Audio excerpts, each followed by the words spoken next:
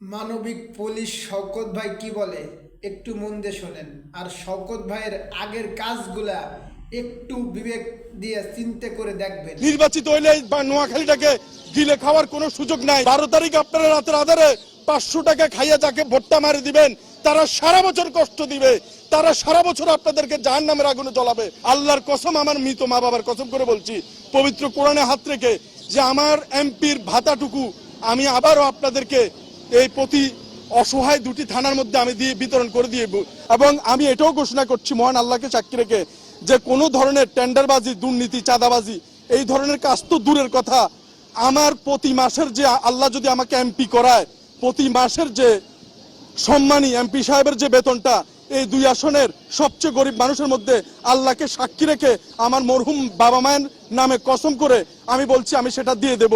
একটি মাসের এমপির বেতন কিংবা ভাতা আমি আমার বাসায় নেব না। আমি আমার ঘর এখনো করিনি। যতদিন পর্যন্ত কবিরহাট কোম্পানিগঞ্জের কোনো মানুষ গৃহহীন থাকবে, একজন এমপি হিসাবে আমি ঘর করব না। এবং বাংলাদেশের স্বাধীনতার পর থেকে এখনো পর্যন্ত রাস্তার পচা গলা বেয়ারিশ মানুষদের একটি বেয়ারিশ হাসপাতাল, মেডিকেল কলেজ কিংবা স্থাপনা কিছুই হয়নি। সরকার কিংবা বেসরকারিভাবে কেউ এগিয়ে আসেনি।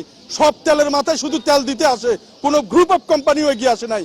এই নোয়াখালীতে কথা দিয়ে যাচ্ছি, সংসদ থেকে পদত্যাগ করে চলে আসব, আর না হলে এই বাংলার মাটিতে বেয়ারিশদের জন্য, সারা বাংলাদেশের বেয়ারিশ মানুষদের জন্য একটি বেয়ারিশ মেডিকেল কলেজ স্থাপন করে ছাড়বো ইনশাআল্লাহ।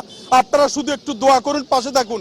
আওয়ামী লীগ, জামাত, বিএনপি, জাসদ, বাসদ, এনসিপি সবাই আমার ভাই, সবাইকে আমি ভালোবাসি, কারোর সাথে আমার দ্বিমত নাই, প্রত্যেকের জন্য দোয়া করি। কিন্তু আওয়ামী লীগ, বিএনপি, জাসদ, এনসিপি কেউ যদি এই একটা আসন নাও পায়, ওনাদের কিচ্ছু আসে যায় না, তারা সংস্কার গঠন করতে পারবে। কিন্তু আমি যদি একটা আসন পাই, বাংলাদেশের সকল বেয়ারিশ মানুষ জিতে যাবে।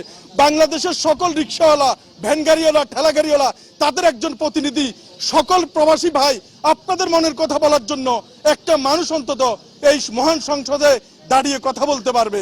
এবং আমি কথা দিয়ে যাচ্ছি, আমার কোনো অন্যায় আচরণের জন্য আমার বাবা মা সহ আমাকে নিয়ে আপনারা গালি দিতে পারবেন, কিন্তু কোনো সংসদ সদস্য তো দূরের কথা, এমপিতে দাঁড়াইছে এরকম হ্যাবিয়ট কোনো প্রার্থীর নামে যদি এখন নির্বাচনের আগে আপনি একটা কথা বলেন, আপনার মুখ ভোতা করে দেওয়ার মতো অনেক লোক আশপাশে ঘুরতেছে। তাই আমি জীবন দিতে আসছি। এই শওকত মাত্র 1000 ভোট পেলেই যথেষ্ট, আর দরকার নাই। ভাববো আমাকে মানুষ ভালোবাসে, আমার এত ভোটের দরকার নাই। যদি 1000 ভোটও দেন আমি খুশি মনে চলে যাব। আর যদি আমাকে জয়যুক্ত আপনারা করেন, আমি আমার সর্বোচ্চ দিয়ে মহান আল্লাহকে সাক্ষী রেখে এই জেলা প্রশাসনের দরজায় দাঁড়িয়ে বলছি, একজন ভিক্ষুক এই জেলা প্রশাসনের ভিতরে সরাসরি কথা বলতে পারবে, একজন রিক্সাওয়ালা, একজন ঠেলা গাড়িওয়ালা এই প্রশাসনে সরাসরি ঢুকতে পারবে। এখানে ভয় কেউ আসতে চায় না।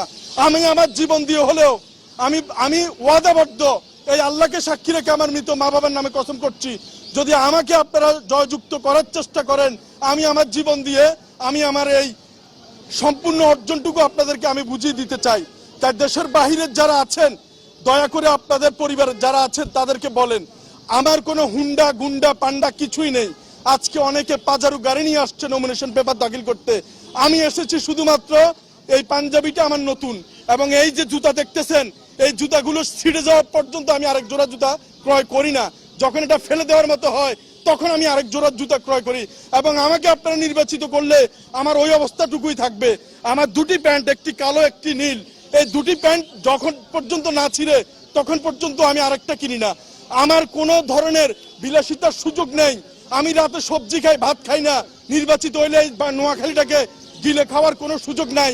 আমার আত্মীয় স্বজনকে, কাউকে ওই উপজেলা চেয়ারম্যান, কাউকে চেয়ারম্যান, কাউকে মেম্বার, কাউকে জেলা পরিষদের কাউন্সিলর, এগুলো করার আমার কোনো সুযোগ নেই। আমার কোনো আত্মীয় স্বজন নেই যাকে আমার বসাইতে হবে। আপনারা দয়া করে এই কাজগুলো করবেন না, কারণ এখনো অনেক সময় হাতে আছে। যারা দুয়ার খুলে ঘুমাতে চান, দয়া করে একটু সুযোগ দিন আমাকে।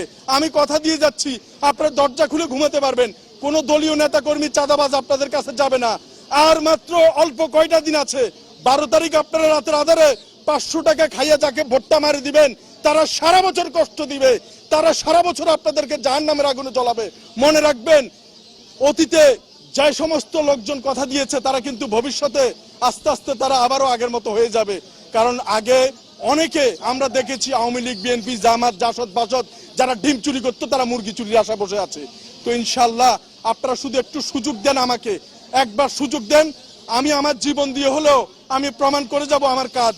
আপনারা নোয়াখালী 5 আসন, সংসদীয় আসন 272, নোয়াখালী, কবিরহাট, কোম্পানিগঞ্জ এবং তৎসংলগ্ন সম্ভবত জায়গার নাম হচ্ছে নিয়াজপুর এবং অশ্বদিয়া, এই জায়গার মানুষরা যদি একটাবার আমাকে একটু সুযোগ দেন ভাই, আল্লাহর কসম, আমার মৃত মা বাবার কসম করে বলছি, পবিত্র কোরআনে হাত রেখে, যে আমার এমপির ভাতাটুকু আমি আবারও আপনাদেরকে এই প্রতি অসহায় 2টি থানার মধ্যে আমি দিয়ে বিতরণ করে দিয়ে, অ্যাম্বুলেন্স সার্ভিস 2টি অ্যাম্বুলেন্স 2টি থানায় 24 ঘন্টা ফ্রি অফ কস্টে দেওয়া হবে।